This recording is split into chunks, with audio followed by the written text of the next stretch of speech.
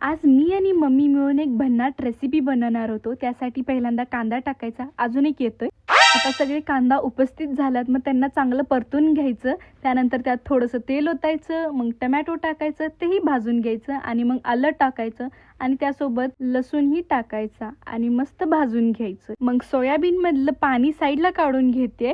हे सगळं भाजून झालेलंच आहेत, मग आपण ह्याला मिक्सरमध्ये काढून घेऊया। आणि मी काय करत असेल आणि ते बरोबर होईल असं कधीच होऊ शकत नाही। चला तर मग ह्याला पटकन बारीक करून घेऊया। परत एकदा ते मिक्सरचं भांडं माझ्या हातातून पडतंय।